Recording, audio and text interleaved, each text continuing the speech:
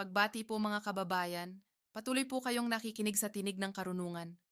Mga kababayan, samahan niyo po muna akong tumambay. Kape-kape muna tayo Panoorin at pakinggan po natin ang naging pahayag po ni Senator Rodante Marcoleta sa kamakailang episode po ng Saganang Mamamayan.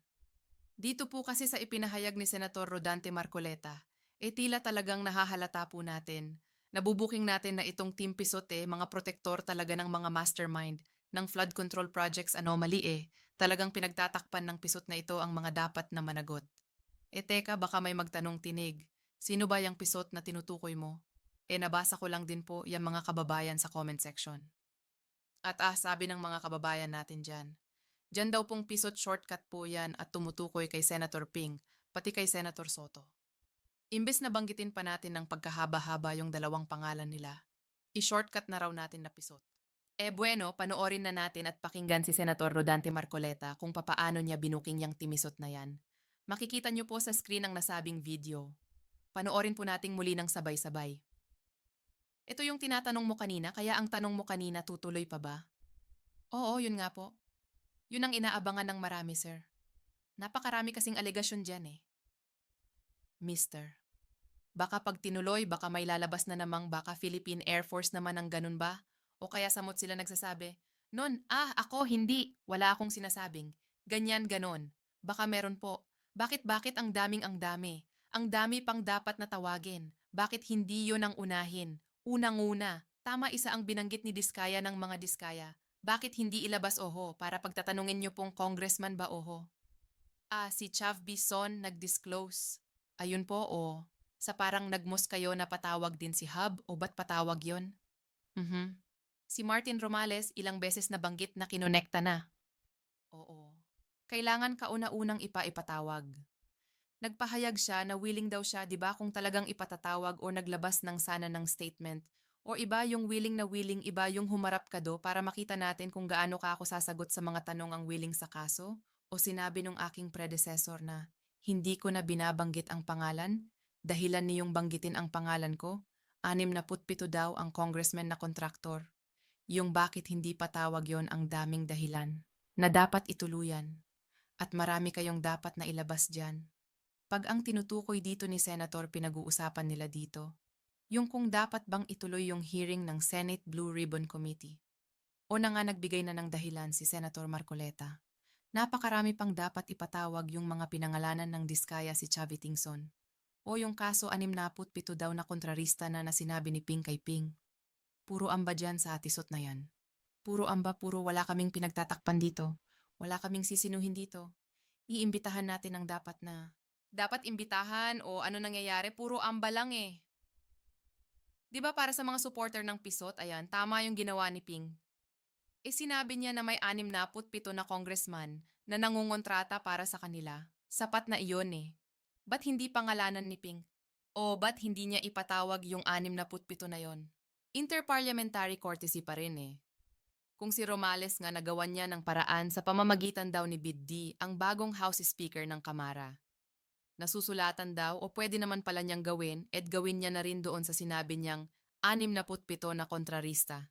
Ang problema kasi puro ambalang. Ganyan ang napapala kapag ang pinapakain sa taong bayan bahaw lang. Samantalang may bagong saing sasabihin naman ng taga-suporta, salamat po sa bahaw may nakain kami Si Marcoleta naghahain ng bagong saing. Ba't kayo magtatiyaga dyan sa bahaw lang? Ba't kayo kumbaga? Ba't kayo magtatiyaga sa puro pahaging lang? Sa puro ambaang? Ako nagagawa ng pinakahakbang.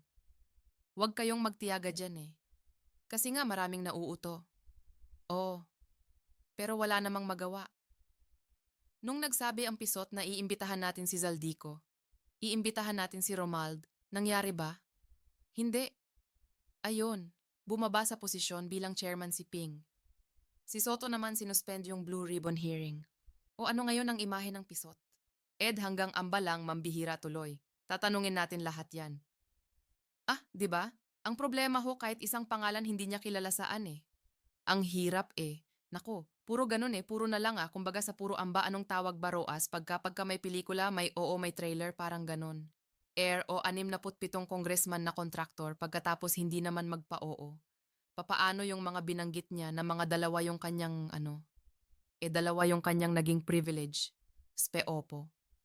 Ilan ang contractors na binanggit niya doon. Mahigit na 10 milimetro. Oho. Hindi ba natin tatawagin doon? Hindi ba natin pagtatatawagin kasama doon ang SunWest? Mister, ang SunWest ito, yung This is the company founded by Saldico. Siya yung pinakamaraming nilatag na mga insertions na binabanggit ni Toby Chango. 13.8 billion. Dalawang probinsya lang ba hindi mo ba tatawagin itong mga ito?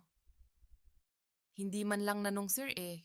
O yung yung mismong kumpanya ni Saldico hindi mo tatawagin ah. Lab yung sinabi ng presidente. Hindi mo lahat tatawagin. Naku po baka ipahubayan na po sa ICI Sen kasi mukhang ICI na po ang tumutuntun sa lahat ng ito ba? Hindi ho kaya ganun ang direksyon kasi ang Kamara ipinahuwaya na sa ICI. Baka naman ganun po ang direksyon ng Senado. Bakit? Bakit? Ang Legislative Department sunod-sunuran sa Executive Department. Naku, akala ko ba ang ating gobyerno ay binubuo ng 3 dakilang sangay? O ha? 3 dakilang hal judiciary o legislative? Yan, executive. Ang ICI is a creation of the executive. Tama po? Oo. Oo. Ang legislature 2 chambers ang Kamara at saka Senado. Ang Senado meron siyang blue ribbon. Opo. Kung mo ba nagtatag na ng ICI Executive Department, hihinto ka na? Pael. Paano? Bakit? Bakit? Nakasalig ba ang mandato ng Blue Ribbon Committee sa gagawin ng ICI? Oo. Ba o vice versa? Tama. Oo. Tama nga naman. Iutin mo, Nelson. May isa pang problema. Oo. Kasi halimbawa itinigil ang Blue Ribbon, ang ICI ay ayaw namang i-open. Nako. So ang mga tao ay maghahanap talaga ng hindi ba maghahanap ng asagot sa mga katanungang nabubusakan. Bakit naman? Bakit mo sila sisisihin na magharap at maghahanap talaga yan? Oo. Hindi ba nung in-open ko nga yung kauna-unahan, sa dami ng nag-text sa akin dahil nakita nga talaga yung kung ang napakaraming perang nasa lawla na talagang pandarambong talaga eh. Ilan ba yung nag-text sa akin na halos umuusok yung aking cellphone? Sinabi ko nga doon sa biyaya na nakaharap eh. Mister, nabuti na lang nandito ka. Sabi ko, Mister, papaano ko sasagutin ito? Sabi ko sa kanya ang sabi nila sa akin, Senator, yan po pala aming buwis na binabayad ay dyan lang po pala napupunta. Naku, alam po ba ninyo na dugo at pawis pati sipon po kani? Naku po, naghalo-halo na talaga pong sa kagustuhan lang naming makatulong sa gobyerno. Talagang kami po'y nagbabayad talaga ng dyan lang pala ginagamit ang namin. Pwede po bang ilaban nyo kami? Kahit na itong next year, wag na muna po kaming magbayad. Pwede po ba agansa? Oo, mabigat po yun. Tapos sabi nung biyaya Mr. Lumagi. Tama naman po sila sir. Sabi niya, hindi ko po sila masisisi. Mister, hindi ko naman kao kinukuha yung opinion mo eh. Ang sinasabi ko anong isasagot ko sa kanila. Tulungan mo ako sumagot. Alam nyo mga kababayan ito naisip ko lang hinto lang natin saglit. Si Lacson oo nga numero. Nagkaroon na siya ng privilege speeches. Tapos doon sa mga privilege speech niya, kung sino-sino yung inilalaglag niya, kung ano-ano yung mga pinagsasasabi niya na bang na para bagang pasabog. Ping Lacson nagsabing may 67 congressman na naging kontrarista. Ping Lacson sinabing may 10 kontraktor na sangkot sa anomalya. Naging Blue Ribbon Committee chairman ka na at lahat. Ni hindi mo man lang na-aksyonan kung sino yung mga nasa privilege speech mo at proud na proud ka pa na ako lang sa privilege speech ko ang nakapagsabi na may 67 congressman. Hanggang salita ka lang eh. Hindi mo magawa ng aksyon yon. Nakailang kahit papaano nakailang hearing ka sa Blue Ribbon. Wala ka man lang ni isa na tinuntun sa mga yon na pinatawag sa mga yon tapos ngayon, bibitiw ka sa pwesto at sasabihin mong mas may direksyon ka pa kaysa kay Marcoleta. Ang bihira. Tapos sasabihin naman ng katandem mo dyan sa Team Pisot, satisfied siya. You're doing very good.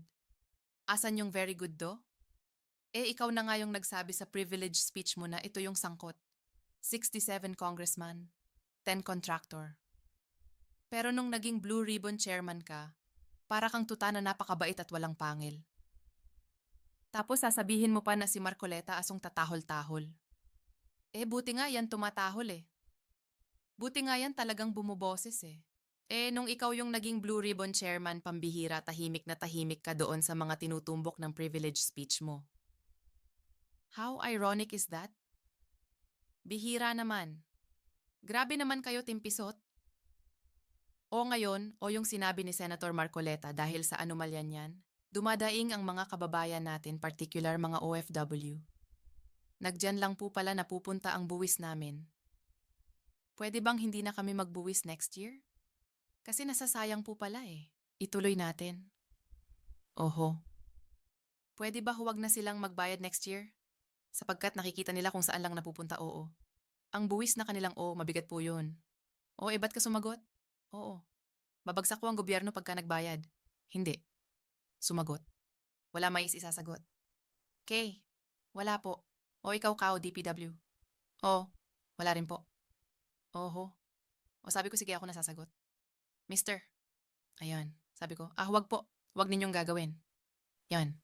Yan. Tama kayo. Kasi po pagka ganyan po yung ginawa nyo, babagsak tayo dyan. Lalo po tayong babagsak bilang isang bansa. Ako na po nakikiusap sa inyo. Kaya nga po nandito kami para ayusin natin ito. Usigin natin ang dapat na usigin. Maialik po yung pera talaga na nawala. Pero huwag po ninyong gagawin. Siya nga.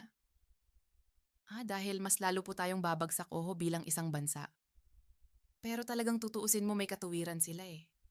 Ayok naman. Nang tao kaya ngayon tinatanong mo kanina, tinatanong mo pala. Nelson talagang maghahanap sila ng kasagutan dito, alam nilang inopen natin ito. Alam nila seryoso tayo na matukoy natin kung sino-sino yung mga walang hiyayaan pagkatapos hihinto mo. Yung isa naman nagpapatuloy pero palihim naman ang palihim naman eh. Magdududa ang taong bayan. Baka nga bumalik na naman sila eh. Talagang hindi na kami magbabayad. Pagka ganyan-ganyan naman eh. Delikado, sir. Delikado pag ganyan eh. Si Kong Marcoleta, tama po yung pakiusap niya. Okay na po eh. Inalis po siya eh. Naku yun. Oo eh. Papaano ngayon yan? Oo. Ito pa isang tanong yan. Yan.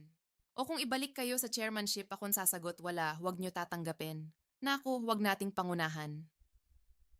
Baka naman kung sabihin ng mga OFW na magbabayad na sila ng buwes kung itutuloy ni Senador Marcoleta ang pagiging hindi.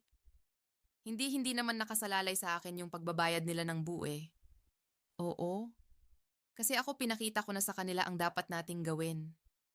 Mister, ang problema pinupolitika ng mga kasama namin eh. Naku. Oo. Para sa akin hindi sila naghahanap ng ng kasagutan eh.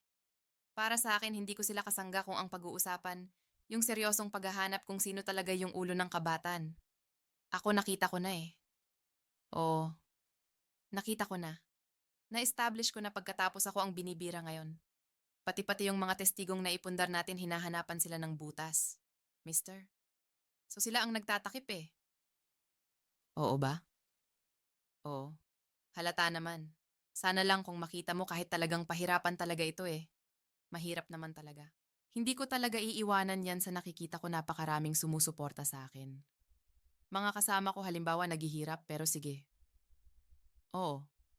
Meron lang talagang sumama sa akin na talagang makikita mo na ilaban natin yan. Sige. Ba't ko naman iiwanan? Ang problema tinanggal ako eh. Titingnan mo lahat pwede nilang ipukol sa akin. Lahat na lang sa paghahanap ko ng katotohanan. Ayaw ba nila na makita natin yung pinakamalaking isda? Sabihin halimbawa lahat ang nakikinig ngayon. Oo. Mister. Winaldas po lahat ang pera natin, pera ng bayan. Ayaw po ba ninyo na makita natin matuguin natin kung sino po yung halang ang kaluluwa pinakamalaking isda? Ba't kayo nagagalit sa akin? Samantalang gusto ko lang naman tuntunin malaman natin kung sino may kasalanan dito. Yun ba't sinasabi nila ako nagtatakip? Hindi po yung nagtatakip yung mga binabanggit ko kanina pa si Piso't silang naglilihis hanggang sa nahinto na nga eh. Oo. Di ba? Kaya alam niyo ako mga kababayan, nalulungkot ako sa mga kababayan natin na kumbaga, nadamay ng mga propaganda ng Piso't na yan. Kasi isipin ninyo si Senator Rodante Marcoleta, ang pinakagusto niya matumbok yung gusto rin nating tumbukin. Sino ba yung gusto tumbukin natin na mga mamamayang Pilipino na sana maimbestigahan? Romales pati si Saldico. Kaso itong pisot gumagawa ng propaganda. Pinupolitika si Marcoleta kapag ka ini-interview sila sa media. Minamasama nila si Marcoleta. Na keso lagi raw mainit ang ulo, na keso lagi daw. Nasapaw, bastos daw. Kaya yung iba nating mga kababay. Oo nga no, grabe. Kabastusin ni Marcoleta. Anong nangyayari ngayon mo nalilihis nagkakaroon ng pagkakataon yang timisot na yan na huwag maipatawag si Zaldico tsaka si Romales, sayang ang ilang buwan o ang ilang linggo na lumipas dahil sa kakadiversional tactics ng Team Pisot at gustong pasamain si Marcoleta. Ginamit pa nga yung asawa pati yung fake notary ginamit laban sa kanya para hindi paniwalaan si Marcoleta. O asan kayo ngayon? Tapos maghahanap kayo ng hustisya. Bakit hindi mapanagot si Romualdez at Zaldeo? Bakit hindi man lang maipatawag Yun kasing tao na dapat mag-iimbestiga dyan pinatalsik nung mga pinaniniwalaan nyo. Yun kasing tao si Marcoleta natutumbok na sana dyan. Anong ginawa? Sinisiraan ng timisot na pinaniniwalaan ninyo. Tapos ngayon maghahanap kayo ng katarungan at hustisya. Hindi nga maibibigay ng timisot na yan yung katarungan at hustisya sapagkat sila mismo yung protektor ng mga mastermind na gusto nating mapapanagot. Tandaan ninyo mga kababayan, hanggat ang taong nakaupo sa chairman ng Blue Ribbon Committee, walang tapang, sabihin na natin, gamitin na natin yung terminong walang bayag para ipatawag si Romales. Tandang-tandaan nyo to, hindi natin makakamtan ng hustisya. Tandaan nyo yan. Ang tanging tao lamang na makapagbibigay ng katarungan sa anomalyang ito. Walang iba kundi yung tao na kayang banggain at hindi natatakot kay Romualdez at kay Zaldico. Tandaan nyo yan. Kayo na bahala mga kababayan. Mensahe ninyo iwan nyo sa comment section para sa Team Pisot dyan sa ating comment section. Hanggang sa susunod na talakayan. Paalam, M.